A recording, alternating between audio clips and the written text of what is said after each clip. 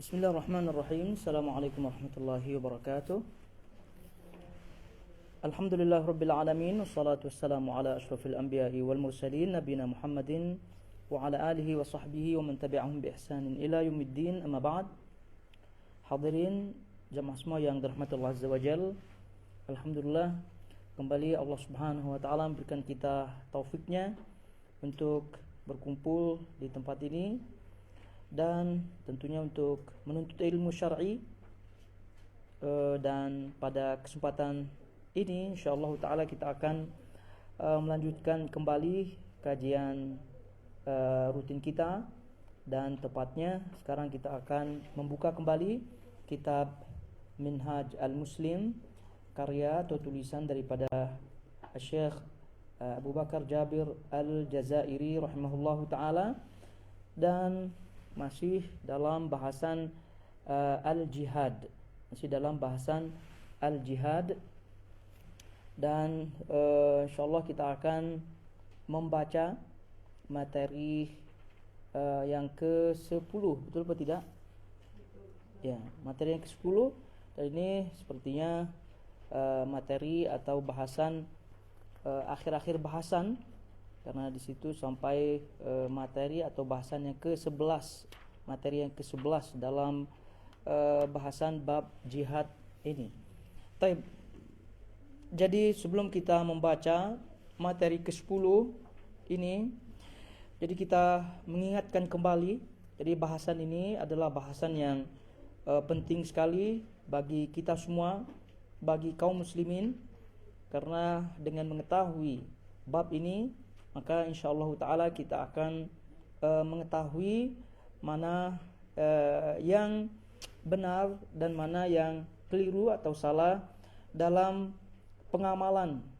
Karena sering kita ingatkan ketika di awal-awal menyebutkan atau membahas bab ini banyak di antara kaum muslimin tergelincir, keliru, salah dalam memahami bab jihad ini, sehingga banyak di antara mereka yang melakukan hal-hal yang justru menyimpang, justru menyelisihi syariat itu, mengebom sana, mengebom sini, kemudian bahkan membunuh diri dan seterusnya, semua itu dengan alasan jihad fi sabilillah. Nah, tentu ini sudah kita sebutkan dari keterangan-keterangan para ulama, melalui kitab ini juga kita sebutkan sebagaimana halnya ibadah-ibadah yang lain, maka jihad fi sabilillah juga memiliki aturan-aturannya, memiliki syarat-syaratnya, memiliki rukun-rukun, dan juga memiliki adab-adab. Dan ini alhamdulillah sudah kita baca semuanya. Namun kita ingat, sebelum kita baca, tadi kita sebutkan materi yang ke-10 dalam kelanjutan kajian ini.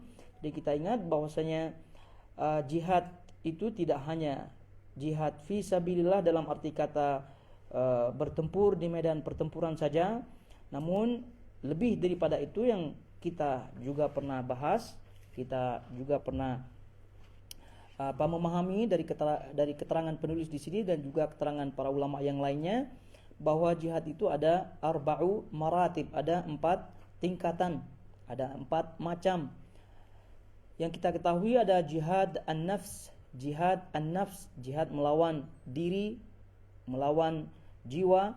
Kemudian yang kedua wa jihad asy-syaitan, jihad melawan asy-syaitan. Kemudian wa jihad al-kuffar, wa jihad al-munafiqin. Ini secara keumumannya. Dan ini juga disebut oleh penulis, juga disebut oleh Ibnu Qayyim rahimahullahu taala. Jadi itulah macam atau jenis daripada jihad. Dan tentu ketika jihad di medan pertempuran tidak memiliki atau tidak memenuhi syarat-syaratnya, maka kaum musliminnya tidak melakukannya. Jadi kaum muslimin tidak melakukannya bukan berarti kaum muslimin pengecut atau berdosa, tidak. Namun sekali lagi, jihad fi sabilillah dalam arti dalam medan pertempuran ini memiliki syarat-syarat yang telah ditentukan. Dan kalau kita melihat dari keempat macam jihad yang tadi disebutkan, ada jihad melawan diri sendiri, jiwa ya, kemudian jihad melawan syaitan, jihad kufar, jihad munafikin. Maka dari 4 macam ini ya tentunya ada yang bersifat fardu ain, artinya kewajiban untuk pribadi-pribadi, dan ada yang bersifat fardu kifayah. Ada yang bersifat fardu kifayah, yaitu apabila sebagian sudah melakukannya maka gugur kewajiban bagi sebagian yang lain. Jadi kalau kita melihat, dan ini sekedar murajaah saja ya, kalau tidak ini sudah kita panjang lebar membaca dari keterangan buku ini dan juga tambahan daripada keterangan-keterangan yang lainnya, bahwa kalau kita melihat jihad an-nafs, jihad melawan diri sendiri atau jihad melawan jiwa, ini sudah disebutkan hukumnya adalah fardu al-ain. Fardu al-ain. Jadi wajib bagi setiap individu, bagi jiwa untuk melakukan jihad ini. Melakukan jihad ini. Adapun jihad melawan orang-orang kufar dan juga orang-orang munafikin, ini tergolong fardu al-kifayah. Fardu al-kifayah itu apabila sudah dilakukan oleh sebagian kaum muslimin, maka kaum muslimin yang lainnya gugur kewajibannya. Dan tentunya apabila kita melihat apa yang disebut oleh penulis rahimahullahu taala dalam bab ini, ya beliau lebih tentu mengkhususkan bab jihad fi sabilillah dalam arti melawan orang-orang kufar, dalam arti melawan orang-orang kufar. Dan ini kebanyakan tentunya yang dibahas oleh bab-bab fikih atau dalam bab-bab fikih itu adalah jihad melawan orang-orang kufar, tapi tidak menutup tentunya terkait dengan jihad melawan hawa nafsu, jihad melawan jiwa diri, dan tadi kita sebutkan hukumnya adalah fardu al-ain. Jadi mana satu di antara jihad ini yang paling utama, maka disebutkan oleh para ulama, di antaranya Syekh bin Baz rahimahullahu taala menyebutkan apabila jihad melawan orang kufar di medan pertempuran ini tidak dilakukan, artinya syarat-syaratnya tidak tercukupi, kemudian sebagian kaum muslimin sudah melakukannya, maka tentu dalam hal ini jihad an-nafs, jihad melawan diri, melawan jiwa ammarah bisu, ya, jiwa yang menyuruh kepada keburukan, ini tentu adalah jihad yang paling utama, jihad yang paling utama. Nah, tentu apabila kita melihat fakta dalam kehidupan kita saat ini, ya jihad melawan orang-orang kufar itu kan fardu al-kifayah. Jadi oleh karena itu yang paling kita dituntut adalah untuk berjihad melawan diri sendiri agar terus kita punya istiqomah dan seterusnya. Nah, adapun jihad melawan orang-orang kufar, melawan orang-orang munafikin, itu ya tentu tidak terbatas dengan melawan mereka dengan senjata, namun juga bisa melalui hati, bisa melalui lisan, dan juga tangan dalam arti bertempur. Nah, jihad melawan orang-orang kufar tersebut dengan hati, dengan lisan, nah ini insyaallah bisa kita lakukan pribadi-pribadi. Ya, contoh saja apabila ada seruan boikot, nah, contohnya, dan tentu ini bagian daripada jihad melawan orang-orang kufar, ya dalam bentuk diri sendiri paling tidak untuk mengikuti seruan boikot tersebut, ya apabila boikot itu memang betul-betul barang-barang atau produk-produknya itu memang betul-betul menyokong atau mendukung orang-orang kufar. Artinya ini secara keumumannya bagian daripada jihad orang-orang kufar tersebut. Tapi balik kepada jihad an-nafs, hadirin jamaah semuanya, dan ini yang kita ingatkan kembali, terutama di dunia kita saat ini, di masa akhir zaman saat ini, maka tentu jihad an-nafs, jihad melawan hawa nafsu, jihad melawan diri sendiri, ini sangat-sangat dituntut, dan tadi disebutkan hukumnya adalah fardu al-ain. Dalam keterangannya, Al-Imam Ibnu Qayyim rahimahullahu taala menyebutkan bahwa jihad an-nafs ini adalah memiliki 4 tingkatan atau 4 macam. Tadi ini sudah kita sebutkan. Tapi memiliki 4 macam atau 4 tingkatan. Di antaranya kata beliau an yujahidaha ala ta'allumi al-huda wa dinil haq. Jadi yang jihad terkait dengan jiwa, terkait dengan diri sendiri itu ada 4 macam atau 4 tingkatan. Yang pertama adalah berjihad melawan diri sendiri untuk menuntut ilmu. Untuk menuntut ilmu. Untuk menuntut ilmu. Kemudian selanjutnya dengan ilmu tersebut itu mereka mendapatkan hidayah dan juga kebenaran. Kemudian seterusnya berikutnya terkait dengan tingkatan yang kedua, yaitu an yujahidaha 'alal 'amali bihi ba'da ilmihi, yaitu untuk berjihad melawan diri sendiri, ya, berjihad melawan jiwa untuk mengamalkan apa yang pernah diketahui dari al-huda, daripada petunjuk dan kebenaran yang tadi di awal dituntut. Jadi untuk berjihad mengamalkannya, karena banyak orang yang mengetahui namun tidak mengamalkannya. Maka semua ini memerlukan jihad, kesungguhan, pengorbanan. Kan itu makna daripada jihad, bahwa kita bersungguh-sungguh dan siap mengorbankan waktu, harta, bahkan jiwa. Nah, itu yang namanya jihad. Nah, terkait dengan melawan hawa nafsu, ya ini tidaklah sampai mengorbankan jiwa, tidak. Tapi ya paling tidak mengorbankan waktu, ya waktu yang untuk main-main dan seterusnya, ya dilawan itu untuk mengamalkan amalan yang pernah diketahui daripada petunjuk dan kebenaran yang dituntutnya di tingkat yang pertama tadi. Kemudian itu yang kedua. Yang ketiga adalah an yujahidaha 'ala da'wati ilaihi wa ta'limihi man la ya'lamuhu. Jadi yang ketiga adalah berjihad untuk berdakwah dan juga untuk mengajarkan kepada siapa saja yang belum mengetahui. Artinya belum mengetahui din al-haq, belum mengetahui kebenaran, belum mengetahui dalam hal ini sunnah juga termasuk dalam mengetahui, mengajarkan orang-orang yang belum mengetahui petunjuk dan kebenaran. Ini juga bagian daripada jihad fi sabilil, jihad melawan diri sendiri, yaitu jihad berdakwah dan juga mengajarkan. Berdakwah sebagaimana kita ketahui bersama tidak terbatas hanya mengajarkan melalui lisan, ceramah, memberi kajian seperti ini, tidak.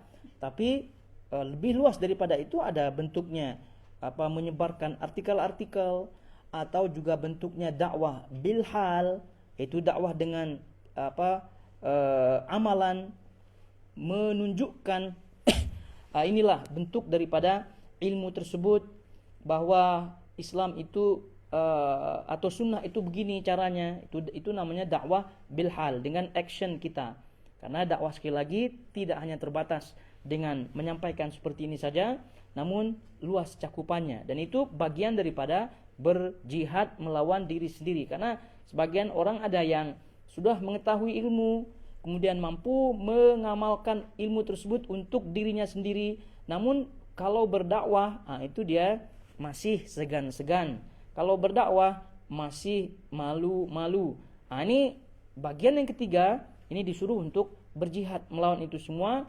Jadi kalau sudah maslahatnya sudah diperhitungkan, mafsadatnya juga sudah ditimbang-timbang, maka rasa malu, rasa canggung itu harus dilawan. Nah, itulah bentuk daripada jihad melawan hawa nafsu, melawan jiwa dalam tingkatan atau macam yang ketiga ini.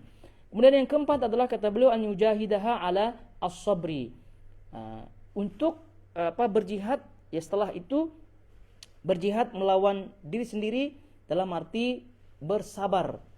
Bersabar di atas itu semua, di atas petunjuk, bersabar di atas melakukannya, bersabar di atas berdakwah kepadanya, lalu kemudian semuanya bentuk kesabaran-kesabaran itu bagian daripada jihad melawan diri sendiri. Jadi ini yang kita murajaah apa yang pernah kita dapatkan, karena kalau kita berbicara jihad perang ya di medan pertempuran ya di zaman sekarang ya tentu boleh dikata sangat sedikit medannya. Maka kita ini yang tidak cukup syarat untuk menuju medan tersebut, ya mari kita berjihad melawan syaitan dan juga melawan diri sendiri. Apalagi ibu-ibu kaum wanita ini sangat-sangat dituntut ya untuk berjihad melawan diri sendiri. Karena dengan berjihad melawan diri sendiri, dia akan mampu melakukan jihad di medannya. Karena medan jihad perempuan atau wanita itu kan di rumah tangganya. Bagaimana dia mentaati suaminya, bagaimana dia menjaga keluarganya, itu juga bagian daripada jihad. Namun itu semua akan bisa dilakukan dengan bagus, dengan baik ya setelah melalui proses jihad an-nafs. Setelah melalui proses jihad melawan diri sendiri yang tingkatannya kita sebutkan ada 4. Yang pertama kita ulangi, tingkatan yang pertama adalah menuntut ilmu yang dengannya diketahui petunjuk dan kebenaran. Lalu kemudian yang tingkatan yang kedua adalah berjihad ya untuk mengamalkan ilmu tersebut. Lalu kemudian yang ketiga berjihad untuk berdakwah, mengajarkan semampunya. Lalu kemudian yang keempat itu berjihad dengan terus bersabar di atas semua itu. Nah ini dia. Dan tentu jihad an-nafs ya hadirin semuanya, lagi-lagi kita ingatkan terutama di zaman kita sekarang ini sangat-sangat dituntut, dan memang pada asalnya ini adalah hukumnya fardu ain. Ini kalau kita tidak betul-betul mujahadah an-nafs, bersungguh-sungguh untuk melawan, untuk berjihad terkait dengan diri sendiri, tadi tingkatan yang pertama kita malas menuntut kebenaran, menuntut petunjuk dengan melalui menuntut ilmu yang benar, kita malas. Lalu bagaimana mungkin dia akan mengamalkan amalan yang benar? Nah, itu konsekuensi daripada tidak mengamalkan jihad an-nafs ini. Konsekuensi tidak melakukan jihad melawan diri sendiri. Jadi kehidupan ini perlu pengorbanan, menuntut ilmu, meluangkan waktu, mengorbankan waktu, begitu seterusnya. Jadi seperti apa yang kita lakukan hari ini, baik yang mengikuti kajian ini melalui langsung di sini ataupun melalui online, itu adalah bagian daripada jihad an-nafs.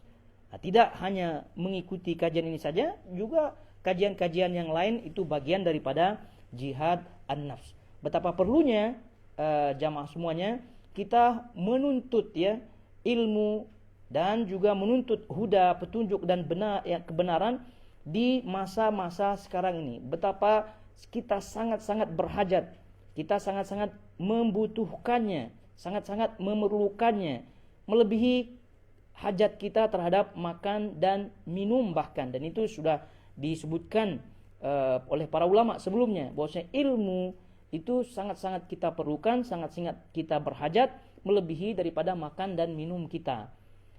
Nah, jadi contohnya yang viral sekarang ini ada seorang ustadz di Indonesia, mungkin sebagian jamaah ya ibu-ibu dan juga yang lainnya mengetahui itu yang viral, yang mengatakan surah Asy-Syu'ara itu dinamakan oleh ustadz tersebut? Ya, surat pemusik. Jadi ini juga ya sudah saya singgung di sebagian kajian yang pernah kita buat ya. Namun di sini juga kita sebutkan karena rupanya ustadz tersebut itu makin menjadi-jadi. Ya, klarifikasinya kalau kita melihat di YouTube. Ya, tapi kita sendiri di sini ya untuk skup kita di sini saja. Skup kita di sini untuk kita mengetahui, dan itu berlaku tentunya di Indonesia ya. Alhamdulillah di Qatar ini tidak ada yang aneh-aneh ya. Di Qatar ini alhamdulillah tidak ada yang aneh-aneh. Karena kalau ada yang aneh-aneh ya sudah pasti ya jangan dibantah ya. Jangankan dibantah, itu pasti sudah dipanggil oleh tim fatwa ya untuk diminta taubatnya begitu. Ya, untuk diminta taubatnya karena itu sangat aneh sekali. mengatakan bahwasanya surat Asy-Syu'ara yang diterjemahkan atau maknanya adalah para penyair, lalu kemudian dinamakan sebagai para pemusik. Nah, itu sangat-sangat ditinjau dari semua sisi ya, ditinjau dari semua sisi, baik sisi syar'inya, baik dari segi bahasanya, dan terakhir dari segi akal juga itu semua tidak masuk. Oleh karena itu, alhamdulillah di Qatar itu tidak ada yang aneh-aneh. Ya, itu kalau ustadz itu ada di Qatar, itu sudah pasti dipanggil oleh tim fatwa di sini ya, untuk dimintai diminta taubat. Ya, karena jauh sekali maknanya, itu tidak. Ya, karena jangan kita melihat syar'i. Ya, kita melihat makna bahasa dan juga makna secara akal itu tidak sama. Penyair dengan pemusik itu tidak sama. Dan ini secara akal jangan kita lihat sekali lagi dari sisi syar'inya. Sudah jauh sekali maknanya. Tidak semua penyair itu pemusik. Ya, karena namanya pemusik kan ada alatnya, ada nada-nadanya yang diikuti dengan alat-alat tersebut begitu. Itu sangat-sangat jauh sekali. Ya, kalau bahasa kita penyair itu ya sastrawan lah ya. Sastrawan bahasa kita. Kemudian dengan membuahkan hasil namanya puisi. Nah, syair-syair itu bisa diterjemahkan dengan puisi kalau di bahasa kita. Ya, tidak semua sastrawan atau yang menulis puisi itu pemusik.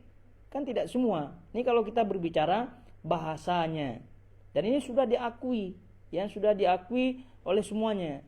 Ya, kalau misalnya di Indonesia saja sudah difahami demikian, apalagi di Arab.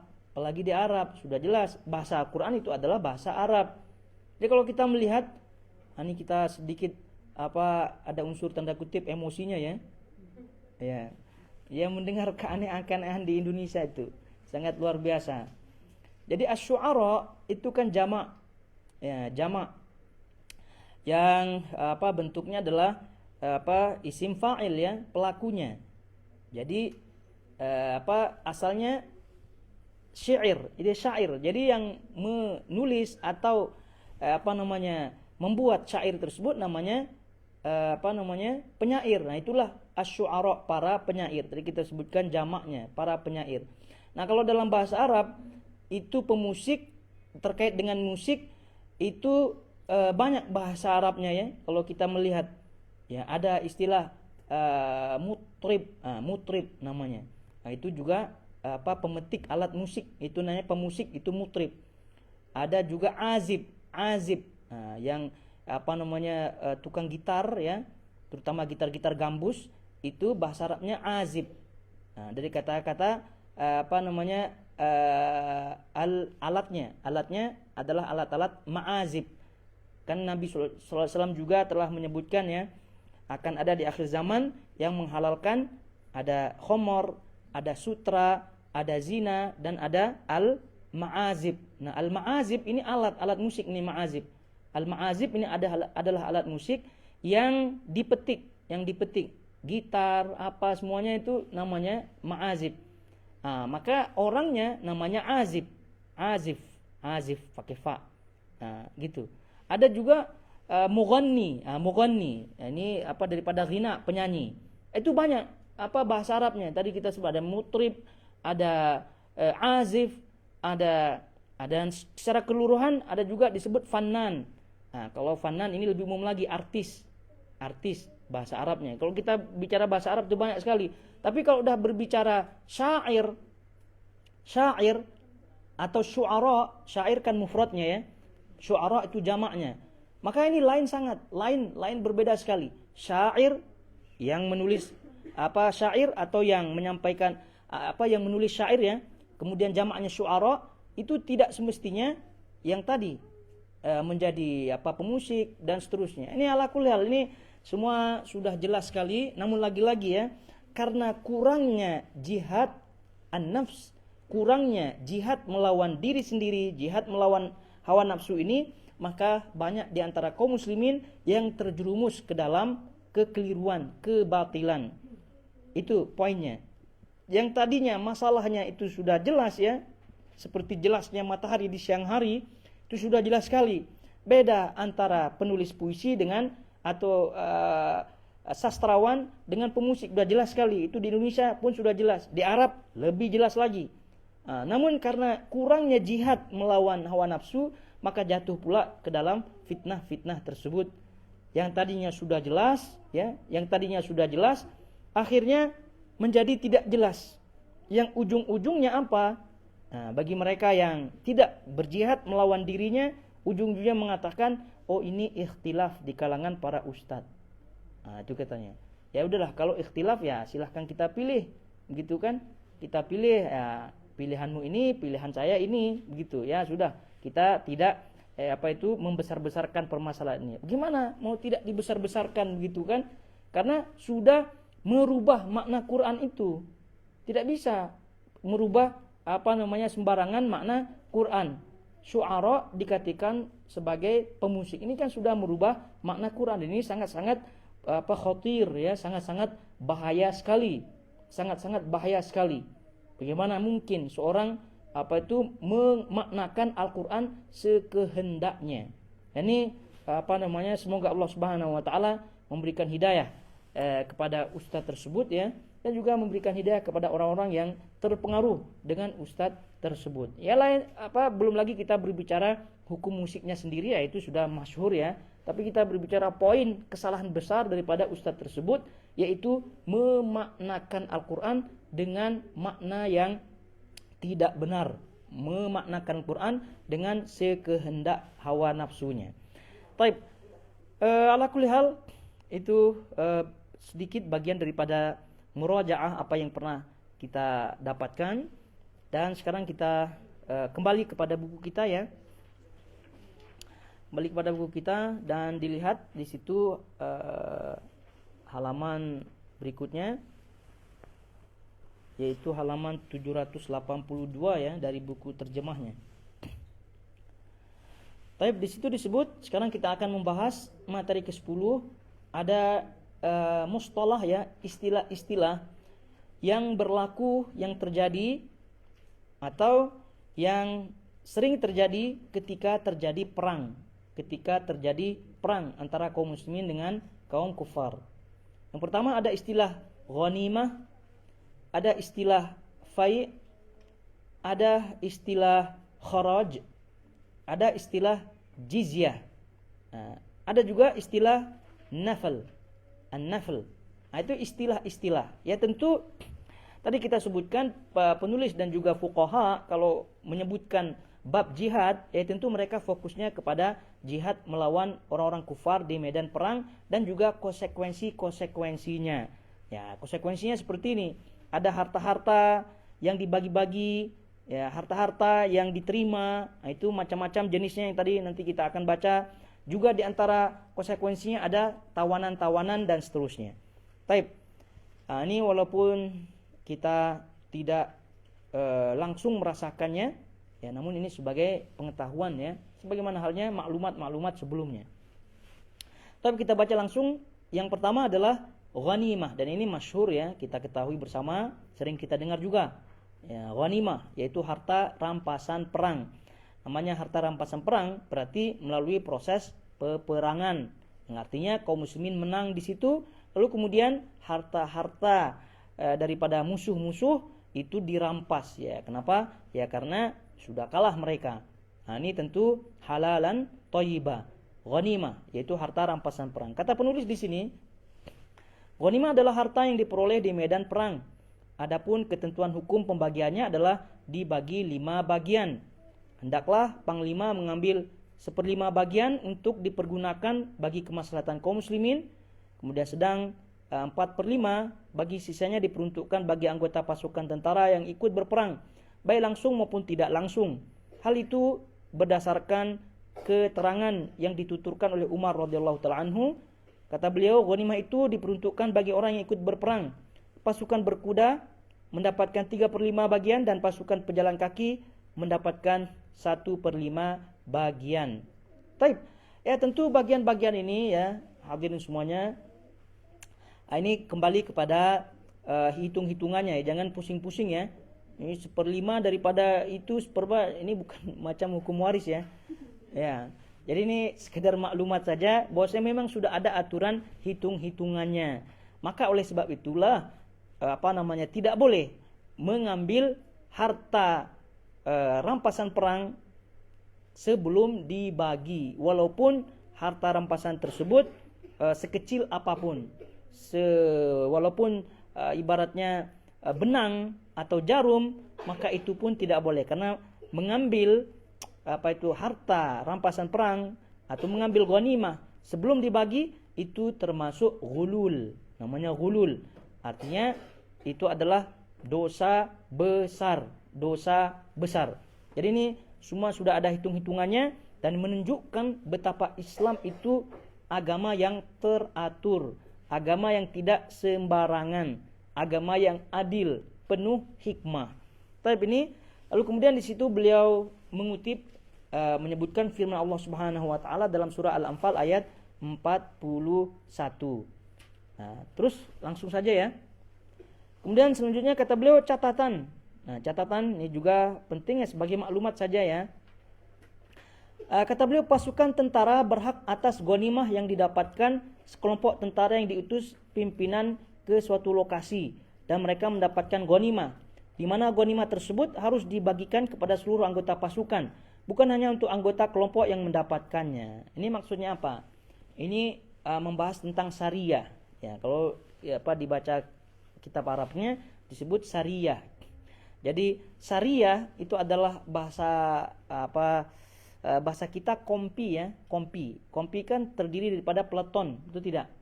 Ya, jadi kompi itu ya sekitar berapa itu prajuritnya di situ ya, maksimal 100 lah ya, itu kompi. Nah, kompi ini kalau berhasil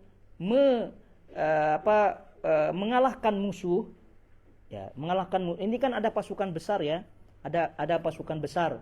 Nah, pasukan besar ini terdiri pada kompi, daripada peleton dan seterusnya. Nah, jika kompi ini setelah diutus ya, sebelum pasukan besar besar itu masuk ya, kan biasa diutus sariyah, diutus kompi dulu. Nah, oleh Rasulullah SAW pun begitu juga. Jadi sariyah ini tidak langsung dipimpin oleh Rasulullah SAW. Ya, kebanyakannya sariyah beliau tidak pimpin langsung. Jadi yang memimpinnya adalah yang ditunjuk oleh beliau, sahabat-sahabat dan seterusnya. Nah, jika sariyah atau kompi ini menang melawan musuh, maka harta rampasannya itu bukan hanya untuk kompi saja. Nah, itu maksudnya. Bukan hanya untuk pasukan yang ada di kompi saja. Namun harta rampasan itu menyeluruh menjadi harta ghanimah yang dibagi kepada seluruh pasukan. Paham apa tidak nih? Ya, paham-paham pun nanti pun susah diamalkan ya. Ya udahlah, langsung saja. Tapi langsung ya. Istilah berikutnya adalah ada fai'. Ada fai'. Kata beliau di sini harta yang ditinggalkan musuh. Fai'. Ya, ini fai' ini juga harta rampasan. Namun harta rampasan yang bersifat cara mendapatkannya itu tidak melalui perang, tidak melalui kontak senjata. Namun ya karena berbagai hal musuhnya takut dan seterusnya, akhirnya musuhnya lari. Jadi tidak terjadi peperangan. Jadi fai' adalah harta yang ditinggalkan oleh kaum kafir dan musuh, di mana mereka meninggalkannya sebelum diserang atau sebelum berperang. Nah, ini maknanya perbedaan antara ghanimah dengan fai'. Ya, kalau ghanimah sudah terjadi kontak senjata, perang dan seterusnya, kalah, lalu itulah ghanimah, harta tersebut disebut ghanimah. Tapi sebelum pasukan ini kontak senjata, sebelum adu senjata, rupa-rupanya musuhnya sudah takut duluan, lalu kemudian lari, itu harta, itu namanya fai'. Itu namanya fai'. Di mana mereka meninggalkan sebelum diserang atau sebelum berperang. Ketentuan hukum pembagiannya ialah bahwa pimpinan harus menggunakannya untuk kemaslahatan kaum muslimin, baik yang bersifat khusus maupun yang bersifat umum. Sebagaimana 1/5 bagian daripada ghanimah. Allah berfirman, itu disebut dalam surah Al-Hasyr ayat 7 di situ. Ma afa Allahu ala rasulihi sampai akhirnya, apa saja harta rampasan itu fai yang diberikan Allah kepada rasulnya yang berasal daripada penduduk kota-kota, maka adalah untuk Allah, Rasul, kerabat Rasul, anak-anak yatim, orang-orang miskin dan ibnu sabil, supaya harta itu jangan hanya beredar di antara orang-orang yang kaya saja di antara kalian. Artinya ini juga sudah ada pembagian tata caranya. Baik, langsung saja. Istilah berikutnya adalah kharaj. Nah, kharaj ini bahasa Nusantara pajak bumi. Nah, pajak bumi itu bahasanya. Tapi kharaj itu lebih umum lagi ya. Kharaj itu ada dua, ada yang bersifat umum, ada yang bersifat khusus. Nah, jadi kharaj itu semua harta-harta yang dikelola, ya, yang dikelola artinya yang didapatkan dan juga dikeluarkan oleh pemerintah. Itu namanya kharaj. Nah, jadi oleh karena itu, kalau berbicara makna kharaj secara umum, ini ghanimah, kemudian fai, kemudian jizyah, kemudian apa lagi? Nah, ini masuk ke dalam kharaj. Jadi kharaj itu ada bermakna umum ya, secara umum, ada secara khusus. Adapun yang disebut di sini itu adalah secara khusus. Secara khusus. Jadi kharaj itu secara umum maknanya adalah seluruh harta yang dikelola oleh pemerintah, yang dikelola oleh pemerintah. Maknanya pemerintah atau kerajaan yang berhak mengelolanya. Mengelola maknanya ya setelah dikelola diberikan lagi kepada rakyat, dibagi-bagi begitu. Maka ghanimah dan juga tadi disebut fai itu kan dikelola oleh kerajaan, itu tidak? Tidak sembarangan, tidak orang per orang. Jadi dikumpulkan dulu oleh kerajaan, oleh pemerintah, lalu kemudian dibagi dengan sesuai pembagiannya masing-masing. Maka itu makna kharaj secara umum. Adapun kharaj secara khusus adalah seperti disebut di sini, pajak bumi. Itu kata beliau adalah pungutan yang dikenakan pada tanah-tanah yang dikuasai oleh kaum muslimin melalui peperangan. Dalam kasus tersebut pimpinan boleh memilih antara membagikannya kepada pasukan tentara yang ikut terlibat dalam peperangan atau mewakafkannya kepada kaum muslimin. Jika ia mewakafkannya, maka ia harus menetapkan pajak tahunan atas tanah tersebut yang bersifat kontinu kepada para penggarapnya, baik orang Islam maupun ahlu zimmah. Untuk selanjutnya dipergunakan bagi kepentingan kaum muslimin, seperti yang dilakukan oleh Umar radhiyallahu ta'ala anhu terhadap tanah perampasan yang berada di negeri Syam, Irak dan Mesir, sebagaimana dijelaskan dalam hadis sahih. Nah, ini kharaj dalam arti kata khusus. Jadi ini kharaj ceritanya kaum muslimin masuk ya ke negeri kaum kufar, lalu kemudian singkatnya ditundukkan. Nah, itu tanah-tanah itu semua di bawah kerajaan, di bawah pemerintah. Nah, oleh karena itu setelah kharaj, setelah tanah-tanah tersebut dikuasai oleh pemerintah, maka pemerintah itu memilih boleh diwakafkan atau boleh dikata di sini disewakan. Nah, atau dengan arti kata bahasanya disewakan, dikeluarkan pajaknya. Oleh sebab itulah kaum muslimin yang mendapatkan tanah tersebut, maka dia membayar pajaknya. Nah, setiap bulan. Jadi oleh itu kalau kharaj yang bersifat khusus seperti ini, maka itu tidak terbatasi oleh agama. Jadi siapa saja, ya mau Islam, mau tidak Islam boleh, karena dia membayar ya, karena dia membayar sewanya. Nah, itu membayar kharajnya. Jadi walaupun misalnya orang itu non muslim ya, orang non muslim. Kemudian setelah itu dia Islam kembali, maka Islamnya itu tidak menggugurkan kharaj ini. Nah, oleh karena itu kharaj ini lain dengan jizyah, upeti yang nanti kita akan baca. Kalau jizyah itu ya dengan dia Islam maka gugur kewajibannya membayar jizyah. Tapi kalau kharaj yang bersifat khusus ini, maka dia tidak gugur dengan Islamnya, karena orang Islam sendiri pun membayarnya. Nah, taib. Kemudian catatan, jika pimpinan mengadakan perjanjian damai dengan pihak musuh dengan ketentuan bahwa mereka harus membayar pajak atas tanah mereka, lalu para pemilik tanah tersebut memeluk Islam, maka keharusan membayar pajak atas mereka dianggap gugur karena keislaman mereka. Nah, berbeda sekali dengan tanah yang dikuasai melalui perang. Meskipun pada akhirnya para pemiliknya memeluk Islam, tetapi mereka tetap diharuskan membayar pajak atas tanah tersebut. Nah, ini kita paham ya perbedaannya. Jadi kalau tanah sudah dikuasai dulu gitu oleh pemerintah, oleh kerajaan Islam, lalu kemudian baru diserahkan kepada non-muslim atau muslim, maka itu dikeluarkan kharajnya. Nah, tapi sebelum dikuasai ada perjanjian terlebih dahulu, maka dengan Islamnya, maka itu menggugurkan kewajiban untuk membayar apapun. Taib. Selanjutnya, istilah berikutnya adalah jizyah, upeti.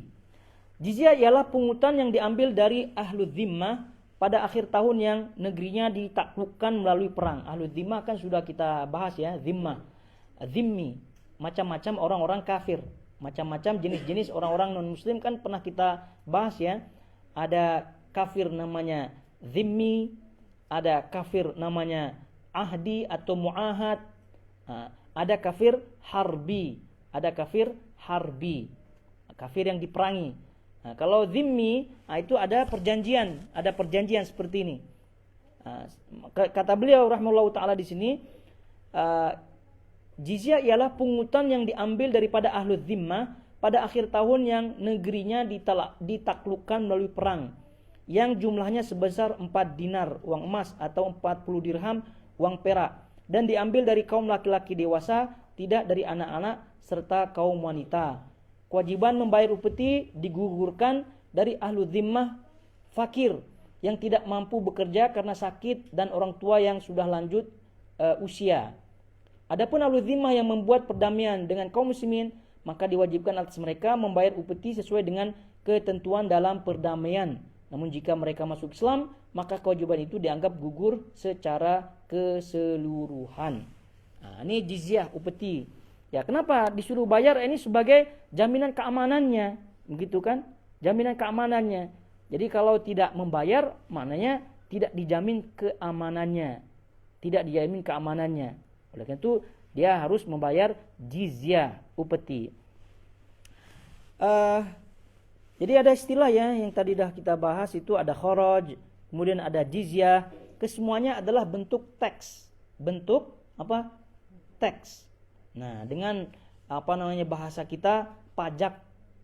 Pajak. Nah, lalu kemudian sekarang kalau kita menyentuh pajak gimana? Pajak itu masuk ke mana kira-kira? Gitu kan? Mana? Ke kharaj kah atau ke jizyah kah? Begitu. Kalau kita analisa daripada penjelasan yang tadi, sudah jelas tidak masuk jizyah ya. Betul tidak? Karena jizyah ini kan untuk ahlu dhimmah. Kalau kharaj kira-kira gimana analisanya? Ya, analisanya.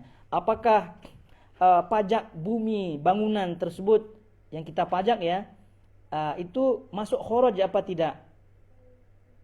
Jadi kalau kita melihat fakta-fakta yang ada, maka tidak termasuk. Ini bukan mengajarkan membangkang ya. Ya, tidak, tapi ini berbicara ilmiahnya saja. Karena kharaj kan definisinya adalah tanah yang dirampas, diambil oleh kaum muslimin ketika menaklukkan negeri orang kafir. Nah, ini kita sejak turun menurun ya, dari nenek moyang ya, dari zaman sebelum Belanda gitu kan. Jadi turun menurun tuh tanah. Jadi kan tidak melalui proses penguasaan pemerintah, atau tidak melalui proses peperangan sehingga pemerintah menguasainya, lalu kemudian memberikan tanah tersebut dengan perjanjian membayar pajak dan seterusnya. Itu tidak. Ya, oleh karena itu kalau demikian maka tidak termasuk. Lalu kemudian kalau tidak termasuk bagaimana hukumnya? Ya, kita udah paham berarti kan, mengambil harta orang lain tanpa kebenaran, maka itu tentu adalah dosa.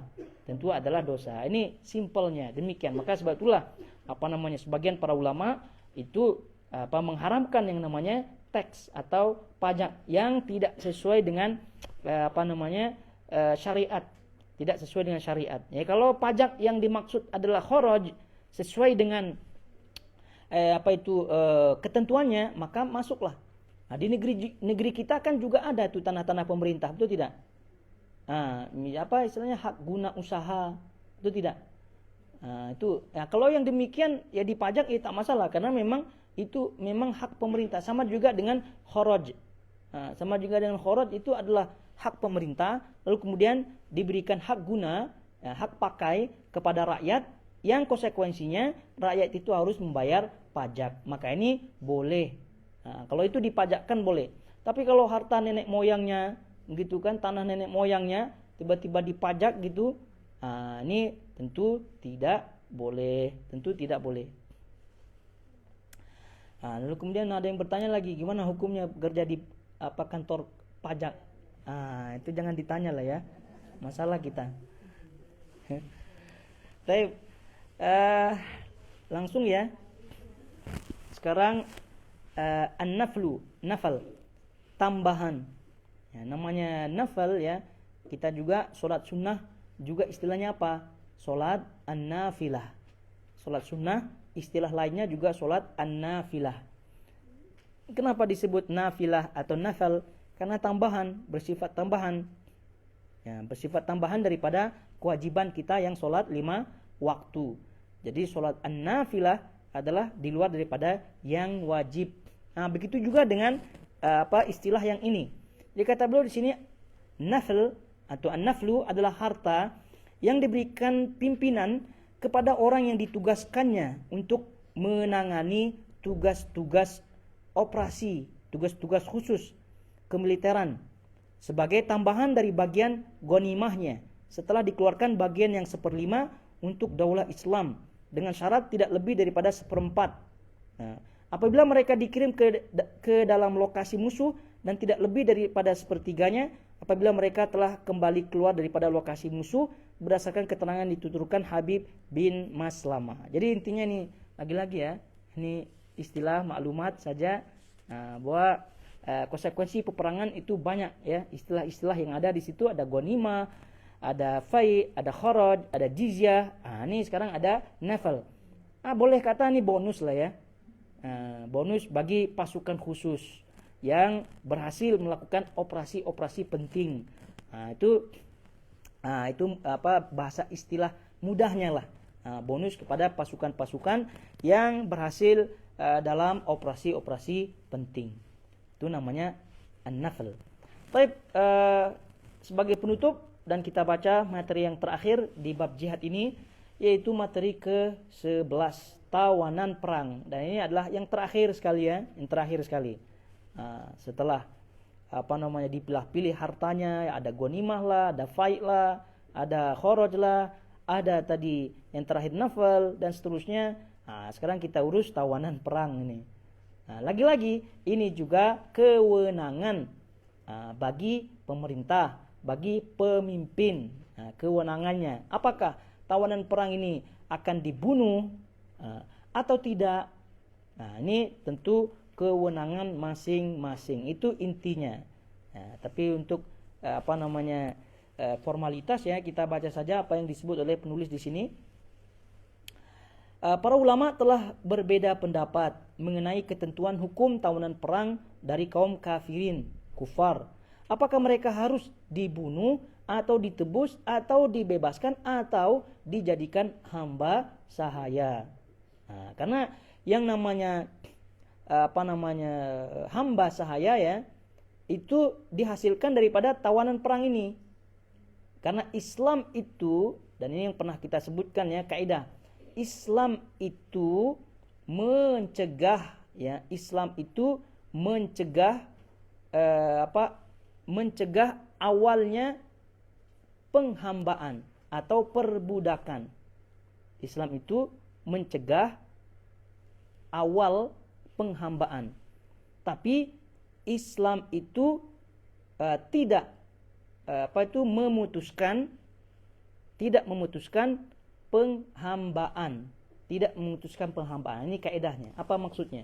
Jadi Islam itu mencegah seorang itu menjadi hamba sahaya, seorang itu menjadi budak. Islam itu mencegah permulaan perbudakan. Maknanya apa? Tidak halal, tidak sah, tidak boleh seorang Islam lalu kemudian menjadi hamba sahaya, itu tidak boleh. Kalau dia jadi Islam, maka itu tidak boleh. Paham tidak? Itu maksudnya. Tapi Islam itu tidak mencegah, ya, tidak mencegah atau tidak menyetop perbudakan tersebut. Maknanya apa? Maknanya kalau orang itu telah menjadi hamba sahaya, baik itu melalui perang seperti ini karena dia kafir, atau memang sejak awal dia diperjualbelikan atas dasar dia non muslim dan seterusnya, begitu, maka ketika dia menjadi hamba, ketika dia menjadi budak atau hamba sahaya, lalu kemudian dia Islam, itu status hamba sahayanya, status budaknya itu tidak terputus. Paham tidak maksudnya? Itu. Jadi ini yang harus difahami kaidah ini ya, supaya bisa menjawab syubhat-syubhatnya gitu. Jadi banyak orang yang itu Islam kok dibahas terus itu bab hamba sahaya, bab hamba, bab perbudakan, kan selalu ada di kitab-kitab, itu ada membebaskan hamba sahaya dan seterusnya. Apakah memang Islam itu membenarkan hamba sahaya, membenarkan perbudakan apa tidak Islam itu? Maka singkatnya dijawab dengan kaidah tadi, tapi harus paham ya penjelasannya. Diulangi kaidahnya, Islam itu mencegah permulaan perbudakan.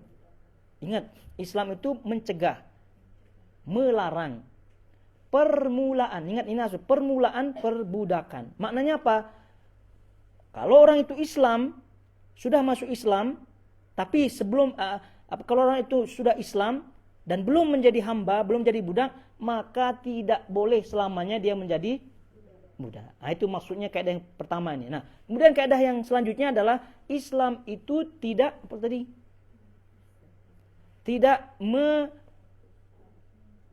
memutuskan. Nah, Islam itu tidak memutuskan status perbudakan seorang hamba setelah dia menjadi hamba tentunya. Jadi maknanya apa?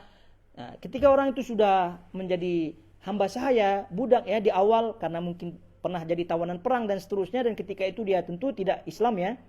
Nah, lalu kemudian selanjutnya setelah dia menjadi hamba, setelah menjadi budak, dia Islam.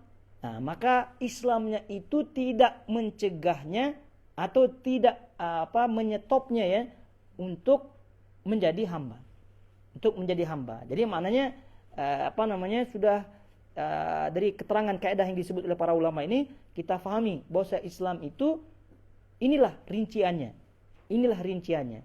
Jadi kalau mengatakan 100% Islam itu tidak ada penghambaan atau perbudakan, itu juga kita lihat ya, karena apa maksudnya? Kalau memang Islamnya dari awal, maka ya tentu tidak boleh jadi hamba ya. Tapi kalau Islamnya belakangan setelah dia menjadi hamba, maka Islamnya ini tidak memutuskan statusnya dia menjadi hamba. Paham ya? Taib. Itu dia intinya, kata beliau adalah ikhtilaf para ulama. Namun kata beliau di akhir saja ya, kita baca paragraf terakhir. Akan tetapi mayoritas ulama berpendapat bahwa pemimpin diberikan kebebasan memilih antara membunuh, meminta tebusan, membebaskan, atau menjadikan mereka hamba sahaya, menjadikan mereka budak menurut pertimbangan kemaslahatan kaum muslimin. Ini intinya. Jadi ada tawanan perang, kemudian ya dilihat kemaslahatannya begitu kan, kembali kepada pemimpin kaum muslimin atau pemimpin perangnya. Apakah mau dibunuh atau menjadikan sebagai tebusan dan seterusnya, maka ini kembali kepada maslahat mafsadat pertimbangan pada waktu itu. Dengan demikian hadirin semuanya, kita cukupkan ya bahasan jihad ini.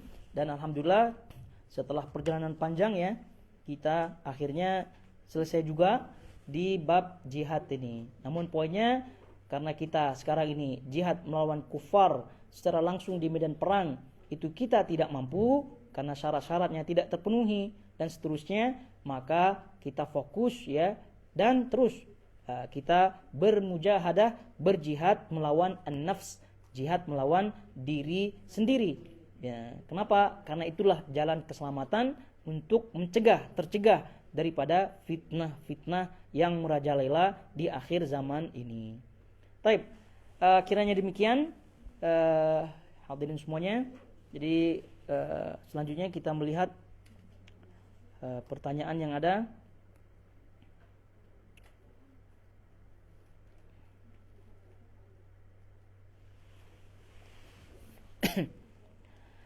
Assalamualaikum.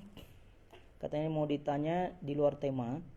Katanya jika minta diruqyah maka tidak bisa terpilih masuk surga tanpa hisab. Maksudnya minta seperti apakah pengertian minta ruqyah tersebut? Nah, ini sudah dibahas di bab tauhid ya, terkait dengan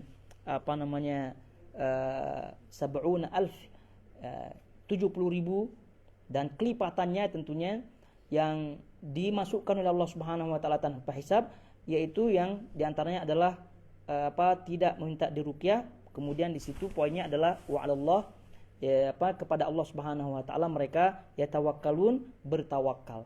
Jadi poinnya di sini kenapa ya orang yang minta ruqyah itu tidak masuk ke dalam golongan yang masuk surga tanpa hisab, karena kebanyakannya orang yang minta ruqyah itu bertawakalnya itu kepada yang meruqyahnya, yang kepada yang dia minta. Nah, itu poinnya. Jadi oleh karena itu, kalau misalnya sebelumnya pernah kita minta ruqyah, lalu kemudian kita tidak tahu ilmunya, bahwasanya minta ruqyah itu adalah bagian daripada mengurangi tawakal, maka diharapkan Allah Subhanahu wa taala memaafkannya, kemudian dengan bertaubat dengan sesungguhnya, maka insyaallah dia kembali berpeluang untuk masuk ke dalam orang-orang yang masuk surga bighairi hisab. Jadi itu ya minta ruqyah maksudnya ya minta ruqyah, datang ke peruqyah ya, datang ke peruqyah, ke ustadz lah namanya, atau ke ruqyah center, ada ruqyah center. Nah, itu juga ini juga perlu bahasan juga ya. Ruqyah center ini masalah juga nih. Ya, kenapa? Karena membuat orang bertawakal kepadanya ya. Ya, bertawakal. Padahal ruqyah ini kalau kita lihat simpel-simpel saja ya. Jadi setiap kaum muslimin itu bisa meruqyah diri sendiri, meruqyah keluarga masing-masing. Tuh, jadi bisa meruqyah diri sendiri. Lalu kemudian misal kalau kawan kita ini tidak mau minta-minta, ya kita paham ya, lihat kawan kita, jadi kita minta kawan kita atau ustadz atau siapa gitu untuk meruqyahnya. Jangan sampai dia yang minta. Ya, karena orang itu kalau udah minta berarti kan nyandar kepada yang dia diminta kepada yang dia mintai. Ini yang dikhawatirkan mengurangi tawakalnya. Oleh karena itu karena kurang tawakalnya, jadi dia tidak berpeluang masuk ke dalam golongan orang-orang yang masuk surga bighairi hisab. Dan pertanyaan berikutnya, paman saya masuk Islam, setelah itu menjadi ateis, tidak percaya Tuhan. Maknanya murtad ya. Ini bahasa halusnya saja nih. Bolehkah jika meninggal dikuburkan? Ini tidak boleh lah. Udah jelas lah. Ateis ini sudah lebih parah lagi ya daripada agama Kristen, agama Yahudi gitu kan. Jadi agama Yahudi, agama Islam tergolong kafir ya, tergolong non muslim, tergolong kafir. Apalagi ateis yang memang dia tidak percaya Tuhan, lebih parah lagi. Jadi kalau orang Kristen, orang Yahudi tidak boleh dikuburkan di pekuburan kaum muslimin, apalagi orang ateis. Ini lebih parah lagi, orang ateis ini lebih parah lagi. Taib, ada lagi yang di sini?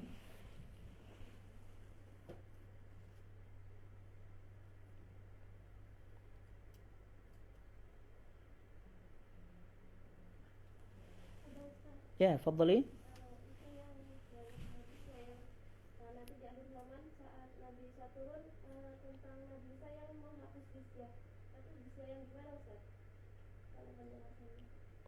Ya, menghapus jizyah nanti memang sudah tidak ada lagi orang-orang non-muslimnya. Itu semua Islam semuanya. Semua Islam. Jadi oleh itu tidak ada jizyah lagi. Nah, itu nanti di akhir zaman ya, di akhir zaman. Setelah tentunya terjadi malhamah al-kubra. Setelah terjadi al-malhamah al-kubra, jadi kan runtutannya kan Al-Mahdi turun, singkatnya Al-Mahdi turun. Lalu kemudian Al-Mahdi ini memimpin pasukan kaum muslimin melawan Romawi, dengan terjadi peperangan dahsyat. Itulah yang disebut dengan Al-Malhamah atau istilah Al-Malhamah Al-Kubra yang terjadi nanti di kawasan Syam di situ nanti. Lalu kemudian setelah itu penaklukan kota Konstantinopel yang kedua kalinya, dan penaklukan kota Konstantinopel yang kedua kalinya oleh pasukan kaum muslimin setelah mengalahkan kaum Romawi itu tentu tanpa peperangan. Mereka datang takbir, lalu kemudian runtuhlah benteng-bentengnya. Maka dengan runtuh benteng-bentengnya, lalu mereka pun mengambil ghanimah yang ada di situ. Nah, lalu singkatnya, karena ada syaitan begitu kan, dalam hadis tersebut syaitan mengatakan Dajjal telah turun, mereka berada sekarang di keluarga kalian. Jadi kaum muslimin pun kembali ke tempat masing-masing, tapi mereka sebelum sampai ke situ, jadi mereka berkumpul begitu kan, lalu kemudian disitulah Isa alaihissalam itu turun di situ. Jadi kalau udah Isa alaihissalam kan tidak ada non muslim lagi, karena telah dikalahkan semuanya oleh kaum muslimin di peperangan yang dahsyat tadi. Nah, wayak. Kita beda lagi.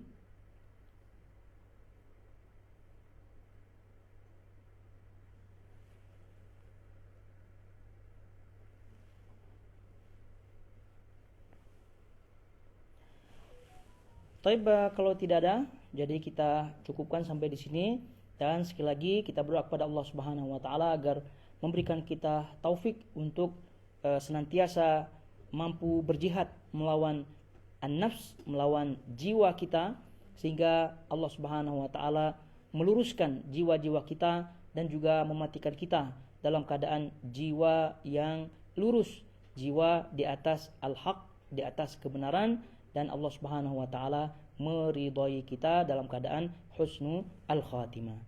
Wa sallallahu ala nabiyina Muhammad wa ala alihi wasallam. Subhanakallahumma wa bihamdik, asyhadu an la ilaha illa anta, astaghfiruka wa atubu ilaik. Wassalamualaikum warahmatullahi wabarakatuh.